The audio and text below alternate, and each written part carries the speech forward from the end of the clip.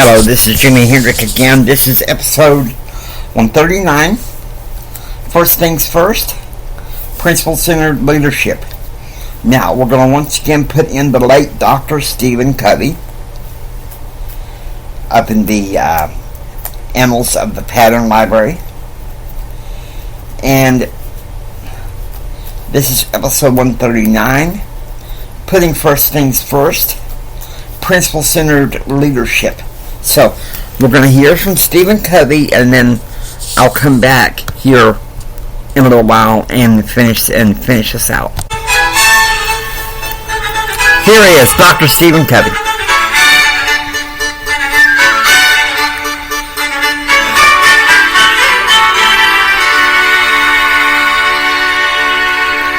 In a sense, to use the computer metaphor, habit 1 is the awareness you are the programmer. Habit 2 is where you write the program. Habit 3 is where you run it. You execute around it. The third habit is put first things first.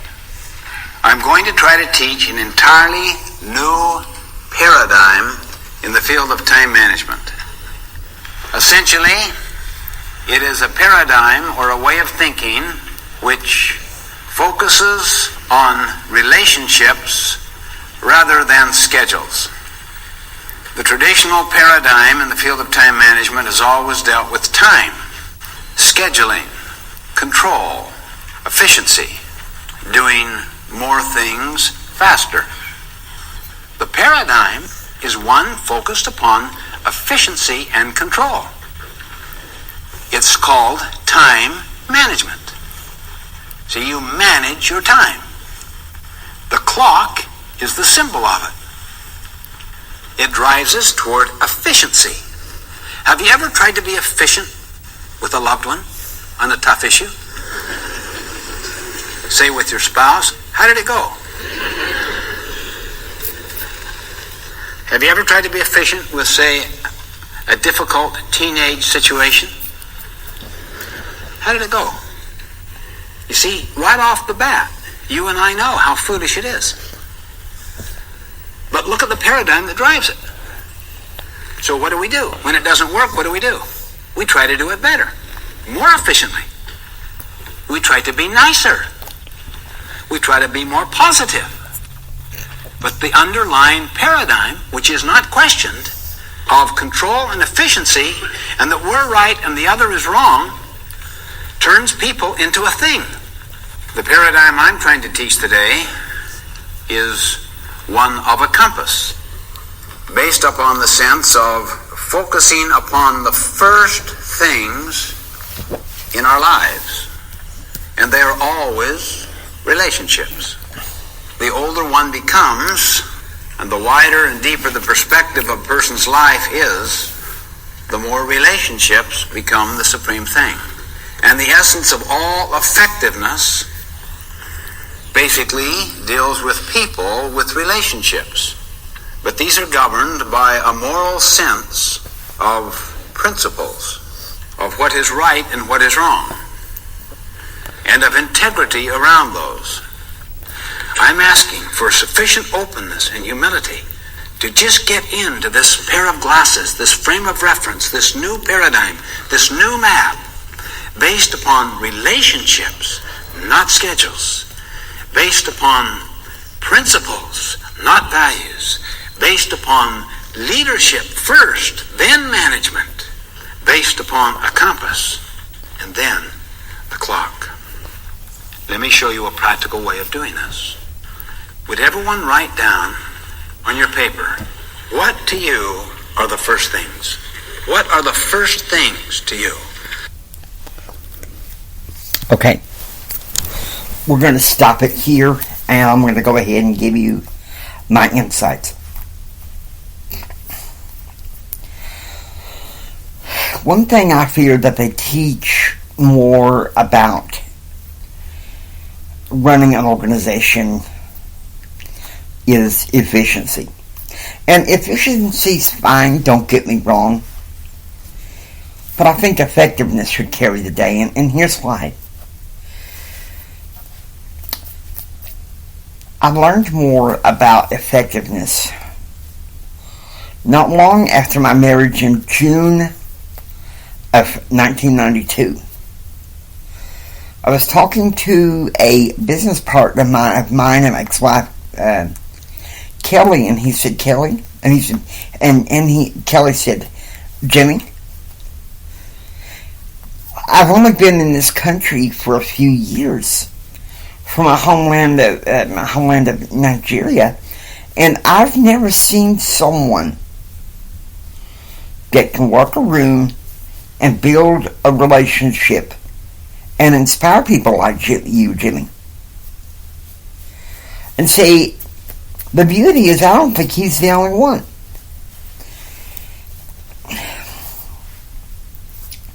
Now, many of you know that, because of COVID and what's going on, a lot of people have had fears.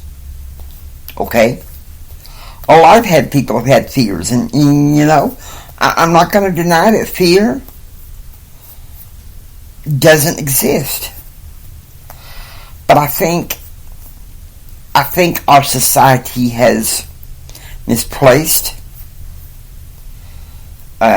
character and effectiveness for technology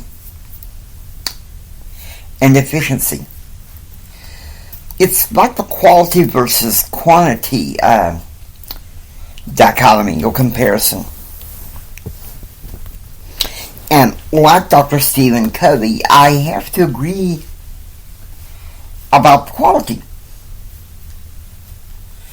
Because, once again, something that Kelly had told me on the night bus trip from Dallas to Lubbock, he said, Jimmy, there's a lot that people can admire in you, and that is that through relationship, you like to get things done. He said, sadly, there aren't very many people like that anymore. They've become co-opted. And see, management, I fear, is more personality ethic with like a cog in the system.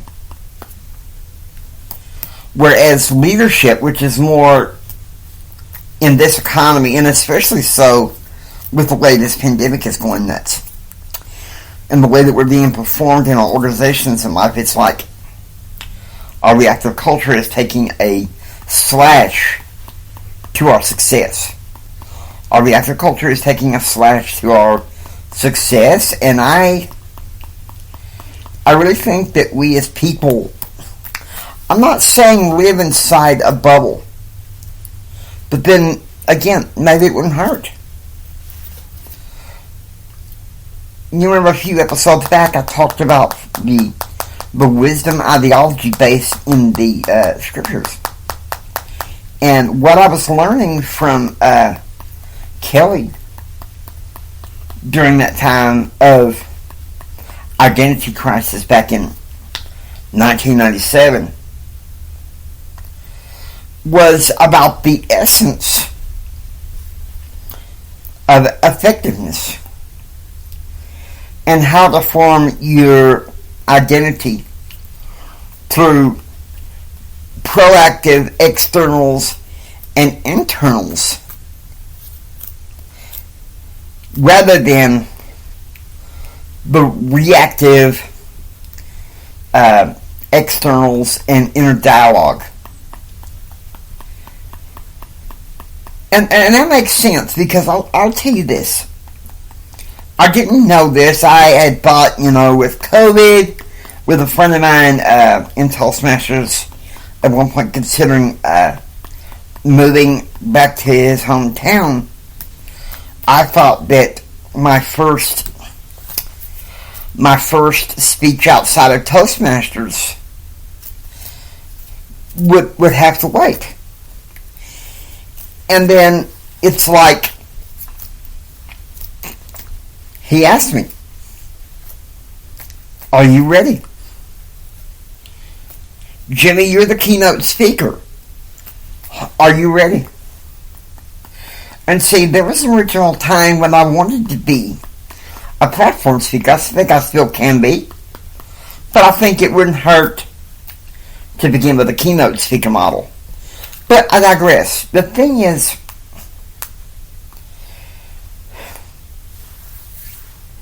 I have 5 principles of leadership when it comes to putting first things first and principle-centered leadership.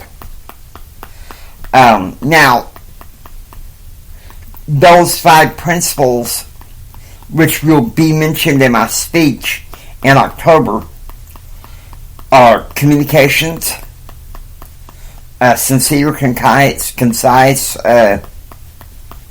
really clear communication for organization. Another one is delegation. Leaders training other leaders to learn how to properly exercise authority. And I'll be honest with you, I think that that's something lacking in our society. You know, I've read much leadership literature, and we have a serious leadership crisis in this country.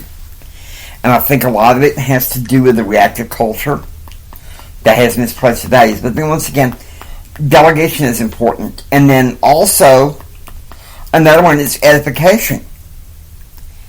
Adds value. Okay? And I think at some point, at least I hope I get to mention it in my series, Conquest of Truth, is where I talk about adding value, edifying, putting first things first, which means relationships over, effectiveness, and just really lording it over people. Okay, that's the reactive style. And that kind of reminds me of, my nephew, he's about 21. And he's been like, Uncle James, I wish you could write fiction and still teach those principles. Now, it's something that I'm considering. I'm not saying whether or not I'm going to do it. But the fact of the matter is, principle-centered leadership is very important in our society. We keep preaching efficiency, change. But folks, it don't work that way. It don't work that way. I'm sorry, but it's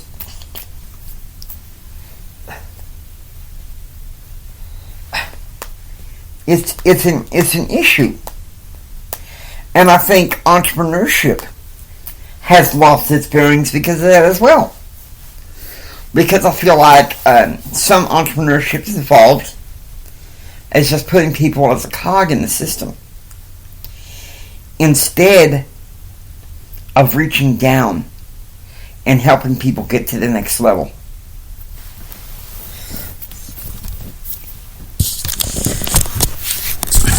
Now, I hope that you've enjoyed listening to Empower Your Pattern 2.0. If you like what you hear, please subscribe, become a citizen of Pattern Realm. Also ask you to please share this with Mama-san, Papa-san, and everyone. This is Jimi Hendrix saying until next time, don't just sit there and take it. Build your dreams so you can take it. Do what others don't so you can be what others won't. Do what others don't so you can have what others can't. Choose, act, and pursue happiness. And God bless you.